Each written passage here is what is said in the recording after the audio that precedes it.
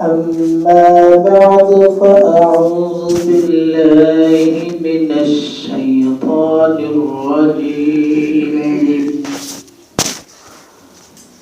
بسم الله الرحمن الرحيم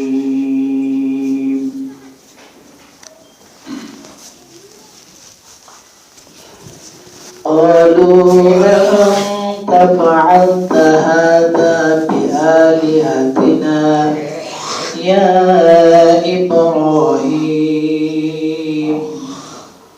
قال بل فعله كبيرهم هذا فاسألوهم إن كانوا ينطقون صدق الله مولانا العظيم وصدق رسوله النبي الكريم ونحن على ذلك من الشاهدين والشاكرين والحمد لله رب العالمين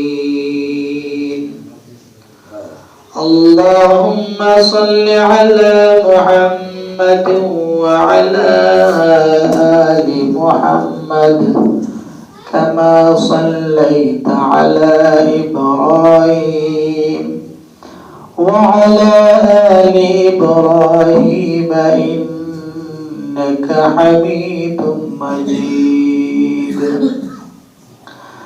اللهم بارك على محمد وعلى آل محمد كما باركت على إبراهيم وعلى آل إبراهيم إنك حميد مجيد اللهم صل وسلم وبارك عليه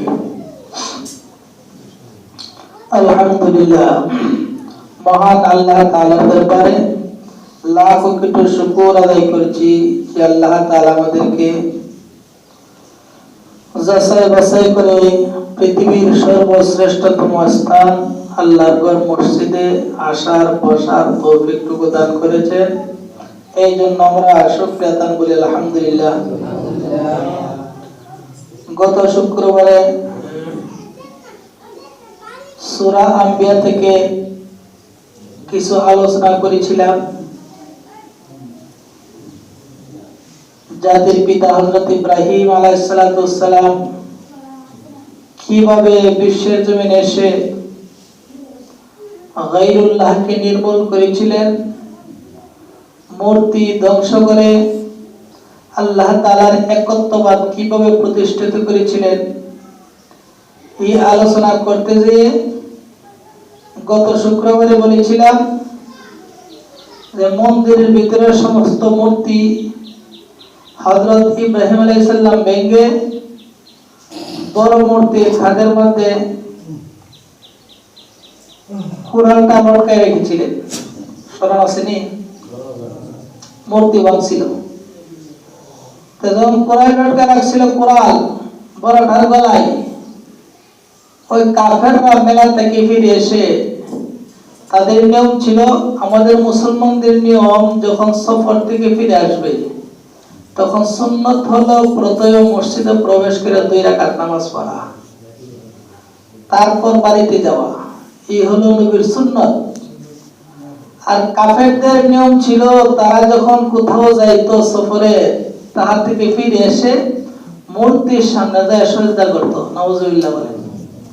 মূর্তির সামনে যে খাবার দিত সেই খাবার গুলা তারা খাইতো বরকত হিসাবে, খাইয়া তারপরে বাড়িতে যাইত। তারা মেলা থেকে মন্দিরে ঢুকলেন, ঢুকে দেখেন সমস্ত মূর্তি হাত নাই পা নাই, ভেঙে টুকরো টুকরো হয়ে রয়েছে। বড় মূর্তিটা দাঁড়ানো, তার গলার মধ্যে আছে কোরআন। তখন তারা বলতেছে, قالوا من فعل هذا بآلهتنا, তারা বলে, তারা বলতেছে মান মান ফাআলা হাযা বিআলিহাতিনা, আমাদের ইলাহ, আমাদের উপাস্যদের সঙ্গে এরকম ব্যবহার কে করলো, কে তাদেরকে এরকম ধ্বংস করে দিল। ইন্নাহু লামিনাজ জালিমিন, নিশ্চয় যে এই কাজ করছে সে সীমা লঙ্ঘনকারী জালেম। নাউজুবিল্লাহ বলেন। এর মধ্যে ক্বালু সামি'না ফাতান ইয়াযকুরুহুম, তাদের মধ্য থেকে একজন বলে উঠল সামি'না, আমরা শ্রবণ করেছি, শুনেছি, ফাতা একজন যুবককে, একজন যুবককে আমরা শুনতে পেয়েছি। সেই যুবক কি করে, ইয়াযকুরুহুম, সেই মূর্তি নিয়ে, উপাস্যদেরকে নিয়ে সমালোচনা করে। সেই মূর্তির সমালোচনা করতে আমরা একজন যুবককে শুনেছি। এই যুবকের নাম কি, ইউকালু লাহু ইব্রাহিম, সেই যুবকের নাম হযরত ইব্রাহিম আলাইহিস সালাতু ওয়াস সালাম। এবার নমরুদের কানে এই খবর গেলেন, মূর্তি ভেঙে টুকরা টুকরা করে ফেলছে। আর ইব্রাহিমের নাম শুনলেন, শোনার পর সঙ্গে সঙ্গে নমরুদ এবং তার দলবল সবাই নির্দেশ ক্বালু, তারা বলল ফাতু বিহি, তাহাকে নিয়ে এসো, তাহাকে নিয়ে এসো। কাকে? ইব্রাহিম নবী। ফাতু বিহি আলা আয়ুনিন নাস, ইব্রাহিমকে ধরে জনসম্মুখে নিয়ে এসো, মানুষের সম্মুখে নিয়ে এসো। সমস্ত মানুষ একত্রিত হবে, সবার সম্মুখে ইব্রাহিমকে উপস্থিত করো। আনো কারণ কথা তো বিচার করবো, তো সবাই সামনে কেমন লাআল্লাহুম ইয়াশহাদুন, যাতে সে সাক্ষ্য দিতে পারে। এর ব্যাখ্যা হলো, ইব্রাহিমকে জনসম্মুখে আনো এই জন্য, আইনা কেডা কেডা শুনছিল ইব্রাহিম সমালোচনা করে, তোমরাও কও, তার সামনাসামনি যাচাই বাছাই হয়ে যাক। যাচাই বাছাই হয়ে যাওয়ার পরে যদি সে দোষী সাব্যস্ত হয় তাহলে তার বিচার করব। আর যদি দোষী সাব্যস্ত না হয়, হ্যাঁ, এমন যাতে না হয় যে তারে দোষী সাব্যস্ত করার আগেই বিচার করে বলবো, এরকম যাতে না হয়। যুদ্ধ সব কাফের এই এই অনুমানটা তার আছে। হ্যাঁ, যুদ্ধ সব কাফের, তার এই বিবেক আছে যে অন্যায় ছাড়া একজনের মাইরা কোনো লাভ নাই, এই বিবেকটা আছে। লাআল্লাহুম ইয়াশহাদুন, যাতে সে সাক্ষ্য দিতে পারে সে সত্য এই কাজ করছে কি করছে না। এবার ওই কাফেররা হযরত ইব্রাহিম আলাইহিস সালামকে পাকড়াও করলেন, পাকড়াও করে নমরুদের সম্মুখে উপস্থিত করলেন। উপস্থিত করার পর এবং নমরুদ সহ তার দলবল বলে, ক্বালু আনতা ফাআলতা হাযা বিআলিহাতিনা ইয়া ইব্রাহিম, তারা বলে আনতা ফাআলতা হাযা বিআলিহাতিনা ইয়া ইব্রাহিম, হে ইব্রাহিম, তুমি কি আমাদের উপাস্যদের সঙ্গে এরকম আচরণ করেছো? এই কাজটা কি তুমি করেছো নাকি? কেন করলা? আনতা ফাআলতা হাযা, তুমি করছো এই কাজ ইব্রাহিম। তখন হযরত ইব্রাহিম আলাইহিস সালাম বলেন, নমরুদ, আমি করছি না করছি পরে, আগে তোমার কাছে প্রশ্ন কি? আচ্ছা, তোমরা যখন মন্দিরে ঢুকছো কি অবস্থায় দেখছো এটা বলো তো। দেখছি সব বিধক রয়েছে, হাত পাওয়ার কারণ নাই। কয়েকটা এরপরে বড় মূর্তিটা দেখি খারাপ, কয়েকটা বড় মূর্তিটা কোন অবস্থায় দেখছো? দেখছি তার গলার মধ্যে কোরআনটা লটকানো। এই অবস্থায় দেখছো বড় মূর্তির এই গর্দানে কোরআন লটকানো। এটা শোনার পর ইব্রাহিম আলাইহিস সালাম বলে, আলা ইব্রাহিম কথা বলে নাই, আমি বাকি নাই, আমি তাদের সঙ্গে আচরণ করি নাই। সে স্বীকার করে নাই, স্বীকার করে নাই, সে মিথ্যা কথা বলে নাই, অস্বীকার করে না, স্বীকার করে না, বরং হিকমত একটা উত্তর দিয়েছে, উত্তরটা কি? ক্বালা বাল ফাআলাহু কাবীরুহুম, বরংস তাদের বড়টাই করছে, বরংস তাদের। ইব্রাহিম বলে না আমি করি নাই। ইব্রাহিম উত্তর দেয় ক্বালা বাল ফাআলাহু কাবীরুহুম, তাদের বড়টাই কাজ করেছে। হাদা ফাসআলুহুম, তাদেরকে জিজ্ঞাসা করো। হাদা কাবীরুহুম, হাদা এই কাজ বড়টাই করছে। ফাসআলুহুম, তোমরা তাদেরকে জিজ্ঞাসা করো, অর্থাৎ বড়টারে জিজ্ঞাসা করো। এই কথা বলে ইন কানু ইয়ানতিকুন, যদি তারা কথা বলতে পারে তাদেরকে জিজ্ঞাও। হযরত ইব্রাহিম বলে বরংস বড়টা করছে, যদি সে কথা বলতে পারে তাকে জিজ্ঞাসা করো সে করছে কিনা।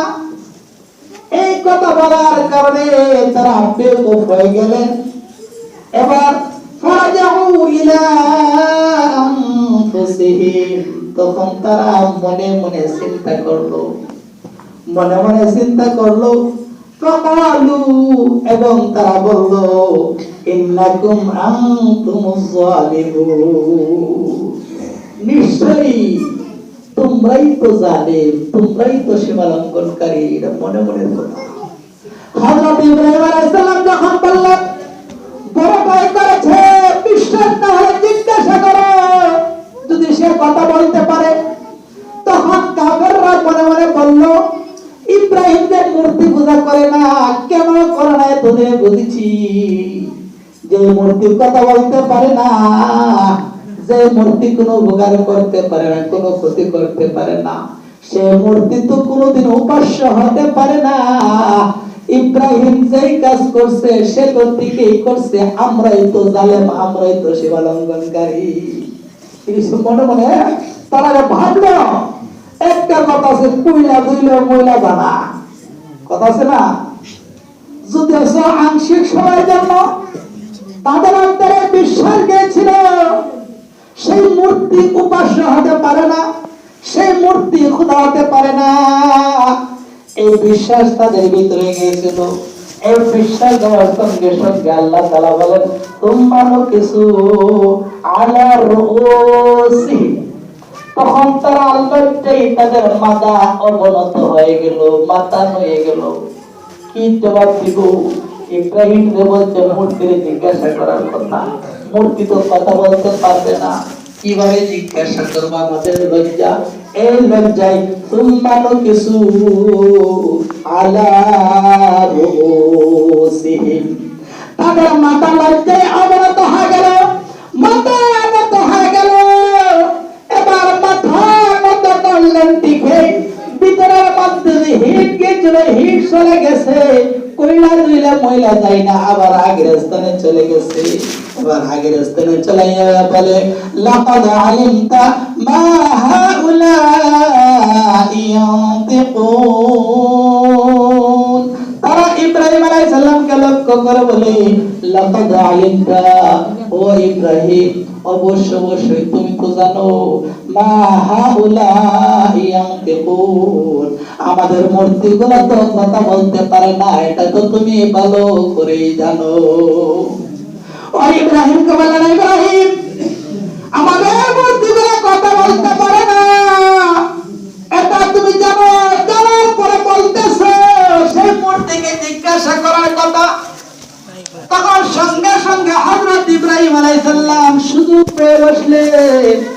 এবার ইব্রাহিম ডাক দিয়ে বলেন, ক্বালা আফাতা'বুদুনা মিন দুনিল্লাহ, তোমরা কি এমন বস্তুর উপাসনা করতেছো, আল্লাহ ব্যতীত তোমরা এমন বস্তুর উপাসনা করতেছো, মা লা ইয়ানফাউকুম শাইআ, যারা তোমাদের কোনো উপকার করতে পারে না, ওয়ালা ইয়াদুররুকুম, এবং তাদের উপাসনা না করলে তোমাদের কোনো ক্ষতিও করতে পারে না। এমন উপাস্যদের পূজা তোমরা কিসের জন্য করতেছো?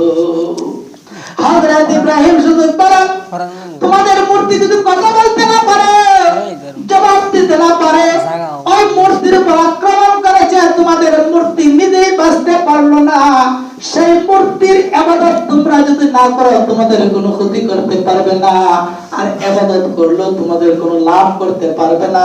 এরকম জড় পদার্থ, এরকম বস্তুর ইবাদত তোমরা কেন করো আমার মাওলাকে সারিয়া? বলেন সুবহানাল্লাহ।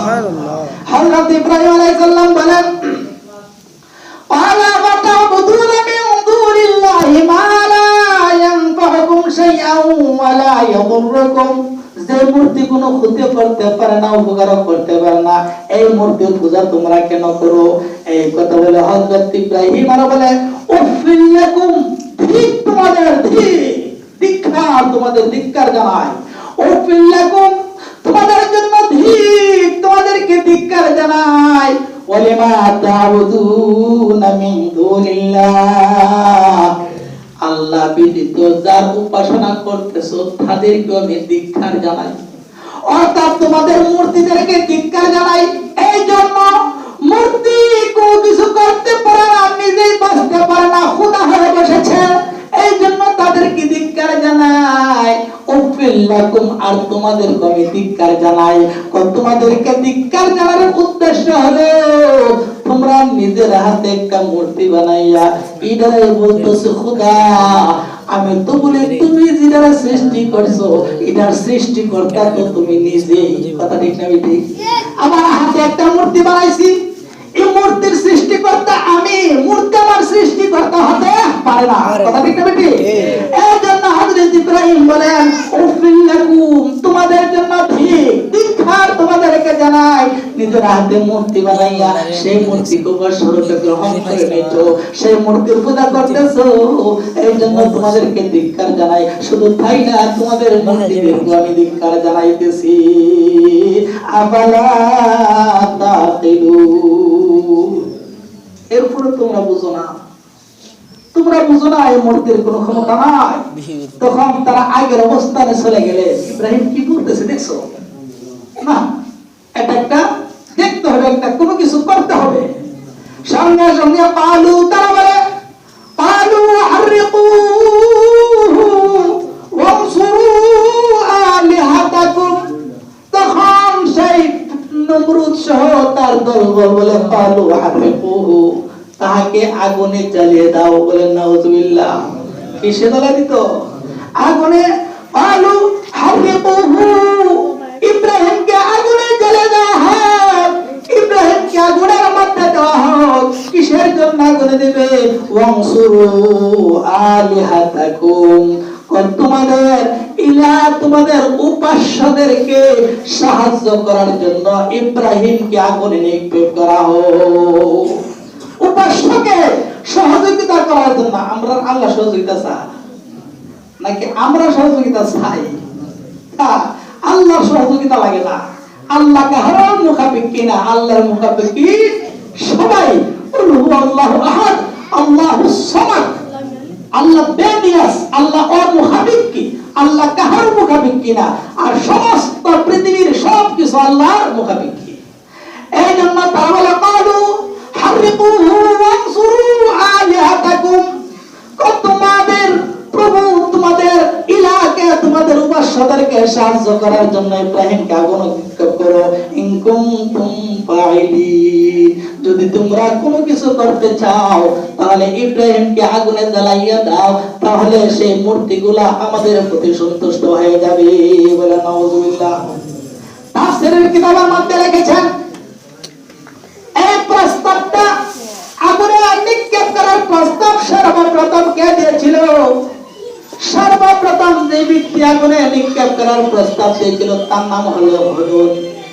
সেই হুদুদ যে মাত্র হযরত ইব্রাহিম আলাইহিস সালামকে আগুনে নিক্ষেপ করার জন্য প্রস্তাব দিয়েছিল, আল্লাহ তাআলা সঙ্গে সঙ্গে সেই জালেমকে পাকড়াও করে ফেললেন। বলেন সুবহানাল্লাহ। কিভাবে পাকড়াও করলেন? আল্লাহ নবী বিশ্বনবী বলে ওই ব্যক্তি প্রস্তাব দেওয়ার সঙ্গে সঙ্গে ওই ব্যক্তির দুইটা পা জমিনের মধ্যে ডুবে গেছে। জমিনের মধ্যে ডুবে গিয়ে সেই ব্যক্তি জমিনের ভিতরে প্রবেশ করেছে।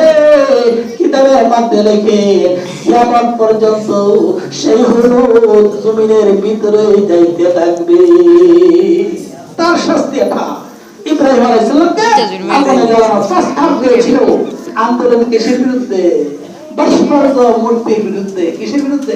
ভাস্কর্য মূর্তির বিরুদ্ধে। এবার দেখেন মূর্তি পূজারীরা ভাস্কর্য পূজারীরা জয় করে নাকি ইব্রাহিম জয় করে?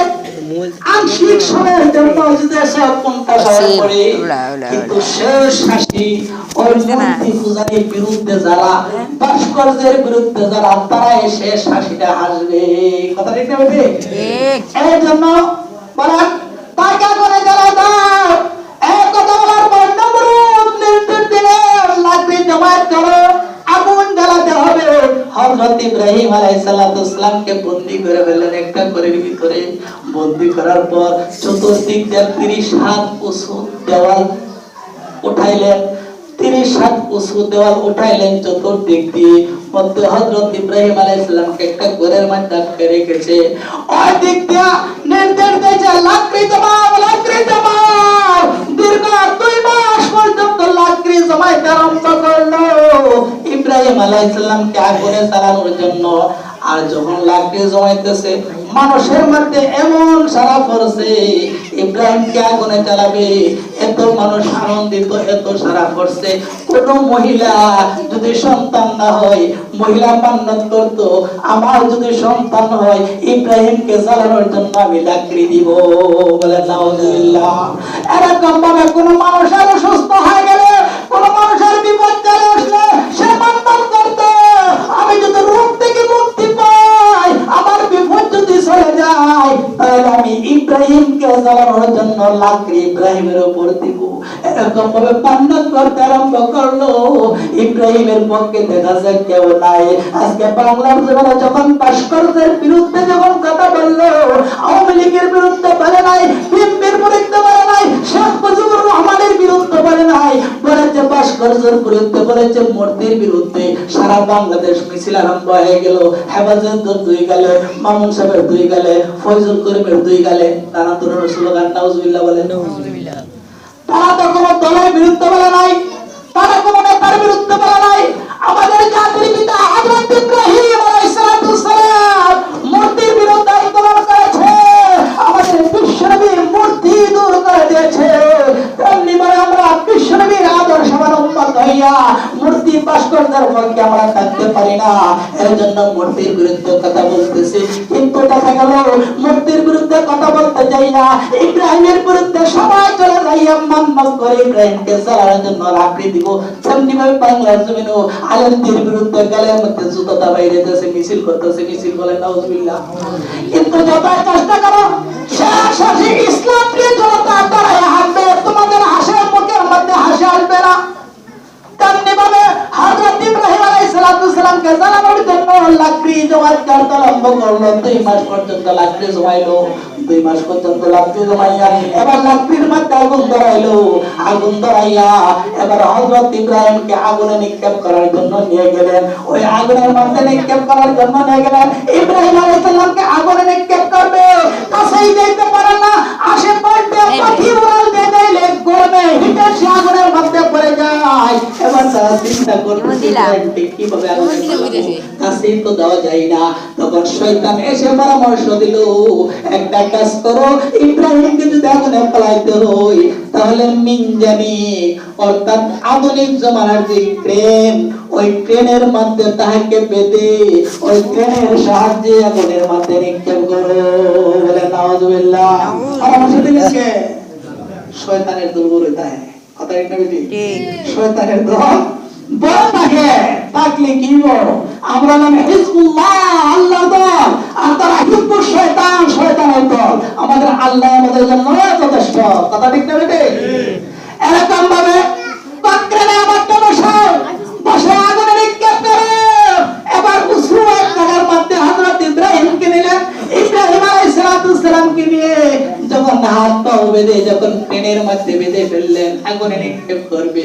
ওই অবস্থায় আসমানের ফেরেশতারা জারজার করে কান্না আরম্ভ করেছে, প্রভু প্রভু ওই জমিনের মধ্যে আপনার খুলে হ্যাঁ রব্বে কারীম ইব্রাহিমকে আগুনে নিক্ষেপ করতেছে। আপনি দয়া করুন, দয়া করুন, আপনি আমাদেরকে নির্দেশ দান করুন, আমরা ইব্রাহিমকে সাহায্য করি। আল্লাহ তাআলা বলেন, ও জিবরাইল, ও মিকাইল, ও ইসরাফিল, তোমরা শোনো, ওই জমিনের মধ্যে আমার খলিল একজন হয়, আর আমার খলিল জানে আমি আল্লাহ একজন হই। বলে সুবহানাল্লাহ। ও জিবরাইল, তোমরা কষ্ট করতেছো উপকার করার জন্য, তোমাদেরকে অনুমতি দিলাম, তোমরা যাও আমার বন্ধুর কাছে, আমার বন্ধুকে যাইয়া বলো, আমার বন্ধু যদি তোমাদের কাছে আশ্রয় চায়, তোমাদের কাছে যদি সাহায্য চায়, তাহলে সাহায্য করিও, আর যদি তোমাদের কাছে সাহায্য না চায়, আমি আল্লাহর দিকে তাকাইয়া থাকি, তাহলে আমি আল্লাহ কি করব না করব এটা আল্লাহ জানি। বলেন সুবহানাল্লাহ। এবার সর্বপ্রথম যে ফেরেশতা পানির কাজ করে, বাতাসের কাজ করে, যেই ফেরেশতার আন্ডারে সমস্ত পানি, সেই ফেরেশতা চলে আসলেন, এসে বলে, ও ইব্রাহিম, আমি পানির ফেরেশতা, তুমি যদি আমাকে নির্দেশ দাও, এই মুহূর্তে আমি পানি দিয়া তোমার আগুনকে নিভিয়ে দিতে চাই। হযরত ইব্রাহিম আলাইহিস সালাম বলে, সম্ভব, তোমার সাহায্যের প্রয়োজন নেই। সুবহানাল্লাহ। তোমার সাহায্যের প্রয়োজন নাই। বাতাসের ফেরেশতা বলে, আমি বাতাসের ফেরেশতা, তুমি নির্দেশ দাও, আগুনকে উড়িয়ে নিয়ে যায়। হযরত ইব্রাহিম আলাইহিস সালাম তার সাহায্য নেই নাই। জিবরাইল আলাইহিস সালাম আসলেন, আয়েশা বলতেছে, ও খলিলুল্লাহ, আল্লাহর বন্ধু, আপনার কোনো প্রয়োজন আছে কিনা? এবার ইব্রাহিম বলে, আপনি জিবরাইলের কাছে আমার কোনো প্রয়োজন নাই। বলে সুবহানাল্লাহ। তাহলে আমি জিবরাইলের কাছে যদি আপনার প্রয়োজন না থাকে, আল্লাহর কাছে কোনো প্রয়োজন আছে কিনা বলেন। এবার হযরত ইব্রাহিম বলে, না, আল্লাহর কাছে প্রয়োজনের কথা বলবো না, এর কারণ হলো আমার মওলাকে দেখে না আমি কোন অবস্থায় আছি, আমি মওলার কাছে বলবো কেন? আল্লাহ যদি চাই আমি আগুনে জ্বলি একবার কেন, আমি ইব্রাহিম 1000 বার আগুনে জ্বলতে প্রস্তুত হইয়াছি। আমি আল্লাহর কাছে চাইবো না, আল্লাহ দেখতেছে, আল্লাহ যেটাই যেটাই করবে, তোমার কাছে আমি সাহায্য চাই না, আল্লাহ দেখতেছে, আল্লাহ যা ভালো মনে করে তা করবে। যে মাত্র হযরত ইব্রাহিম আলাইহিস সালামকে আগুনের মধ্যে নিক্ষেপ করে দিলেন, সঙ্গে সঙ্গে আল্লাহ তাআলা বলেন, ইব্রাহিম আমার দিকে তাকাইয়া আছে। আল্লাহ তাআলা আগুনকে লক্ষ্য করে ডাকতে বলেন, কুল্লা ইয়া গার কুনি বারদাও ওয়া সালামান আলা ইব্রাহিম। সঙ্গে সঙ্গে আল্লাহ তাআলা ডাকলেন, ইয়া নার, হে আগুন, কুনি, তুমি হয়ে যাও বারদা, ঠান্ডা। সুবহানাল্লাহ। তুমি ঠান্ডা হয়ে যাও। এরকম ঠান্ডা হয় না, বেশি ঠান্ডা যদি হয়ে যায় আমার ইব্রাহিম কষ্ট করবে, এই জন্য বেশি ঠান্ডা হয় না, সালামা, শান্তিদায়ক, আরামদায়ক ঠান্ডা হয়ে যাও, শান্তিদায়ক, আরামদায়ক ঠান্ডা হয়ে যাও, এয়ার কন্ডিশন হয়ে যাও। সঙ্গে সঙ্গে আগুন এয়ার কন্ডিশন হয়ে গেছে। কি ব্যাপার, আগুন নিভছে? নিভছে না, আগুন দাও দাও করে জ্বলতেছে, লাকড়ির মধ্যে দাও দাও করে জ্বলতেছে, কিন্তু আগুনের জ্বালাইবার ক্ষমতা লেস হওয়ার। সুবহানাল্লাহ। সালামা তাফসীরের কিতাবের মধ্যে লেখেন, আল্লাহ তাআলা যদি এই কথা না বলতেন, ইয়া নারকুনি বারদা ওয়া সালামা, বারদান ঠান্ডা হয়ে যাও, এই শব্দটার সাথে যদি সালামা শব্দটা না আনতেন, তাহলে আগুন এত ঠান্ডা হইল, আগুনের ঠান্ডার কারণে ইব্রাহিম মারাই গেল। নির্দেশ আল্লাহ। পাশাপাশি তাফসীরের কিতাবে লেখেন, যখন আল্লাহ বলছে বারদা, ঠান্ডা হয়ে যাও, এই কথা আল্লাহ পাক রব্বুল আলামিন ইব্রাহিমের আগুনকে লক্ষ্য করে বলছে। ইব্রাহিমের আগুনকে লক্ষ্য করে বলার পরেও সারা পৃথিবীর মধ্যে ওর সমস্ত আগুন নিস্তেজ হয়ে গিয়েছিল। সারা পৃথিবীর আগুন নিস্তেজ হয়ে গেছে, ওই সময় আগুন ঠান্ডা হয়ে গেছে। আল্লাহ পাক রব্বুল আলামিন এবার হযরত ইব্রাহিম আলাইহিস সালাম আগুনের মধ্যে বসে রয়েছে, ওই আগুনের মধ্যে দেখে সুন্দর ঝর্ণা আছে। এবার ওই ঝর্ণা আছে পাশাপাশি ইব্রাহিমে খা সতের সঙ্গী নাই, সুদার সাথী নাই, সঙ্গী নাই। আল্লাহ তাআলা সঙ্গে সঙ্গে একজন ফেরেশতাকে প্রেরণ করে দিলেন, ছায়ার ফেরেশতা, যেই ফেরেশতা ছায়া দেয় ওই ফেরেশতাকে প্রেরণ করলেন, ও ফেরেশতা তুমি যাও আমার ইব্রাহিমের আকৃতি ধরে আমার ইব্রাহিমের সঙ্গে সঙ্গ দাও। বলেন সুবহানাল্লাহ। ইব্রাহিম আলাইহিস সালামের কাছে নমরুদা এবার তাফসীরের কিতাবে লিখছেন এক সপ্তাহ চলছে। নমরুদ এবার উসাই জায়গার মধ্যে বসে দিই মন হয় হাঁটতেও নাই, চারিদিকে সুন্দর টিকে বসা, দুই শেয়ারের মধ্যে ফুলের বাগান, আল্লাহ ফুলের বাগানের মধ্যে বসে রয়েছে।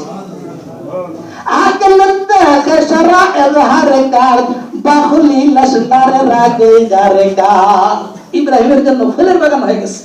দেখো এবার ফেরাউন নমরুদ থেকে আয়েশার বনাস ইব্রাহিম যে বসা, পাশে আবার একটা লোক দেখা যায়, ব্যাপার কি তার মধ্যে দেখা যায় এত সুন্দর লোক, বেহেশতি পোশাক পরিধান করা।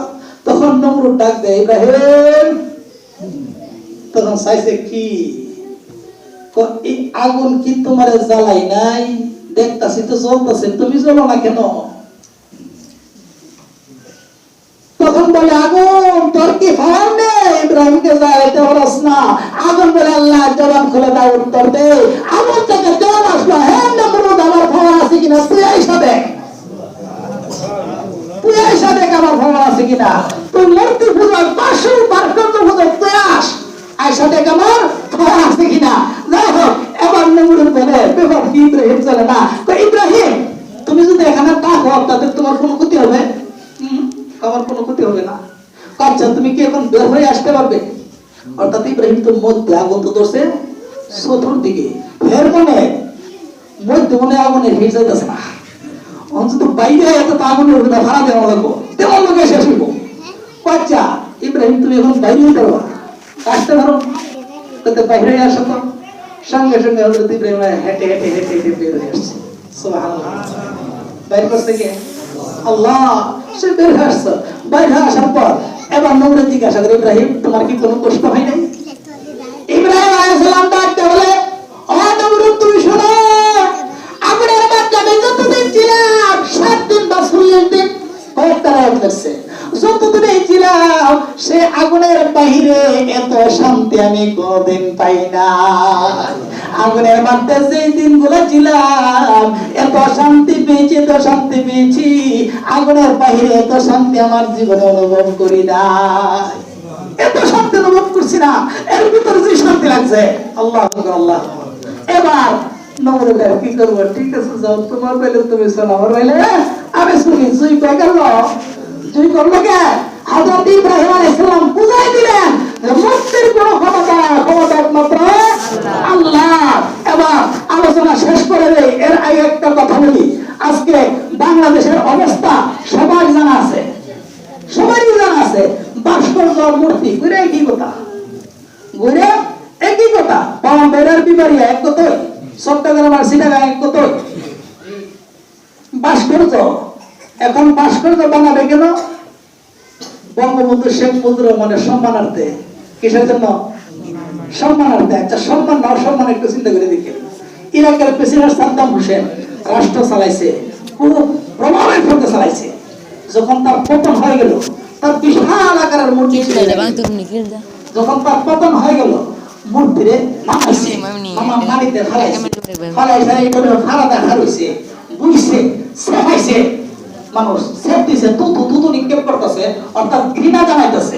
এরকম ভাবে জুতা দাবাই যাইছে, ও দেখা রয়েছে, ফাঁসছে। এখন সম্মান বাড়ছে না কমছে? কারণ মহান নেতা, কি নেতা?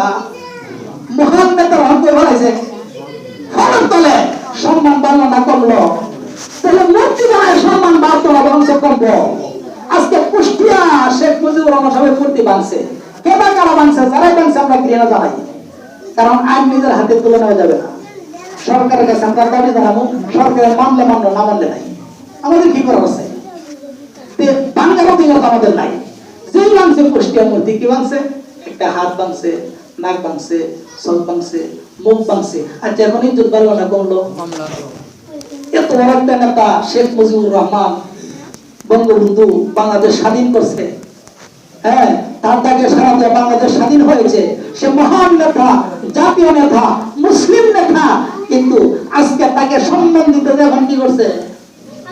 তার নাক নাই, হাত নাই, তিনি জাতীয় নেতার নাক আর ফল নাই, তোমার কি সম্মান বাড়লো না কমলো? ভাস্কর্য দিয়ে সম্মান বাড়ানো যাবে না। সম্মান বাড়বো কি দিয়া? তোমার বাবা কাজ করে গেছে, শেখ মুজিবুর রহমান ইসলামিক ফাউন্ডেশন গঠন করছে। ইসলামিক ফাউন্ডেশন থেকে হাজার হাজার মক্তব মাদ্রাসা চলতেছে, কথা ঠিক না বেঠিক? কোরআনের শিক্ষা হইতেছে। এই সুনাম তোমার বাবার সুনাম আছে, মূর্তি বানাইছো সুনাম দেখে দিত না। ভাস্কর্য কেন বানাইবা? ইসলাম ফাউন্ডেশন তোমার বাবা তৈরি করে গেছে। এরপরে কি এই বিশ্ব ইস্তেমার জায়গা তোমার বাবা দলিল করে দিয়ে গেছে। ইস্তেমার জন্য বরাদ্দ কাকরাইল মসজিদের জায়গা দিছে। কত সুনামের জিনিস আছে, কত সুনাম। বরং শুধু সুনাম না, সব বড় যাইতেছে, কথা ঠিক না বেঠিক? সব যাইতেছে, এই ব্যবস্থা করো না। তুমি যেভাবে সম্মান দিতে চাইতেছ, আজকে তুমি ক্ষমতা পাচ্ছ, তুমি ক্ষমতা টাকার পরে তোমার বাবার মূর্তি অসম্মানী করে হয়েছে। আর যখন তুমি ক্ষমতা থেকে যাইবা না, তখন সাতটা সেই মূর্তির মতো তোমার বাবার মূর্তির মতো তাই না মারা প্রতিযোগিতা দোয়া, তখন সম্মান পাবো না, কমবো। এই জন্য এমনি সম্মান বাড়ানো যাবে না। এই জন্য আমাদের আবদার সরকারের কাছে দাবি, তোমার বাবার সম্মান বৃদ্ধি করার জন্য ইসলামিক কিছু কাজ করো। বিশাল আকারের একটা মিনার বানাও, শেখ মুজিবের নামে মিনার। বিশাল আকারে ৬৬টা জেলা আছে, প্রতিটা জেলার মধ্যে মসজিদ একটা শেখ মুজিবুর রহমানের নামে কবরের মধ্যে সব দিতে থাকে। ওই দাবিগুলো আমরা সরকারের কাছে জানাই। পাশাপাশি আমরা দোয়া করি আল্লাহ সরকারের শুভ বুদ্ধির উদয় হোক, তার অন্তরে আল্লাহ তাআলা যেন এই পথে আমাদের প্রধানমন্ত্রীকে চলার তৌফিক দান করে। সবাই বলেন আমিন। টাকা কেটে গেলেন, আজকে আলোচনা একটু দীর্ঘ হয়ে গেছে, মাফ করবেন, মনে করি কেউ কষ্ট